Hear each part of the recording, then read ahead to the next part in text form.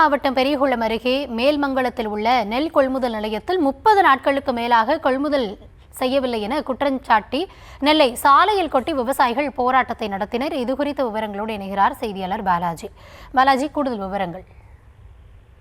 கௌதமி, தேனி மாவட்டம் பெரியகுளம் அருகே உள்ளது மேல்மங்கலம் பகுதி. இந்த மேல்மங்கலம் பகுதியை பார்த்தோன்னா ஒரு 1000 ஏக்கர் பரப்பளவில் நெல் சாகுபடி செய்யப்பட்டு வருகிறது. தற்போது 2ஆம் போக சாகுபடி பணிகள் முடிவடைந்து நெல் அறுவடை செய்யப்பட்டு மேல்மங்கலத்தில் உள்ள அரசு நேரடி நெல் கொள்முதல் மையத்தில் வைக்கப்பட்டிருக்கு. கிட்டத்தட்ட 80 முதல் 90% நெல்லை அதிகாரிகள் கொள்முதல் செய்த நிலையில கடந்த ஒரு மாதமாக மீதமுள்ள ஒரு 100 ஏக்கர் பரப்பளவிலான நெல்லை அதிகாரிகள் நெல்லை கொள்முதல் செய்யவில்லை. விவசாயிகளும் அந்த நெல் கொள்முதல் மையத்தின் அருகே நெல்லை கொட்டி வைத்து இன்று விவசாயிகள் அதிகாரிகள் தங்களுடைய நெல்லை கொள்முதல் செய்வார்னு காத்திருந்தாங்க.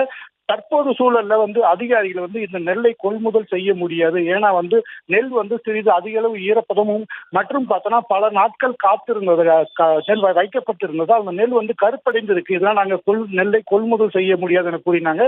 இதனை அடுத்து கோபமடைந்த விவசாயிகள் அதிகாரிகள் செய்த தவறுக்கு தாங்கள் எப்படி பொறுப்பேற்க முடியும், உடனடியாக நெல்லை கொள்முதல் செய்ய வேண்டும் என்று கூறி பார்த்தோன்னா ஒரு டிராக்டரில் நெல்லை எடுத்து பெரியகுளம் சாலையில நெல்லை கொட்டி ஒரு போராட்டத்தில் ஈடுபட்டாங்க. இதனால் இந்த பகுதியில் போக்குவரத்து பாதிக்கப்பட்டது. பின்னர் காவல்துறையினர் விவசாயிகள் மற்றும் அதிகாரிகளும் தொடர்பு கொண்டு அவர்களை சமாதானப்படுத்தியதை அடுத்து தற்போது இந்த போராட்டம் முடிவுக்கு வந்திருக்கு. கௌதமி, விவரங்களுக்கு நன்றி பாலாஜி.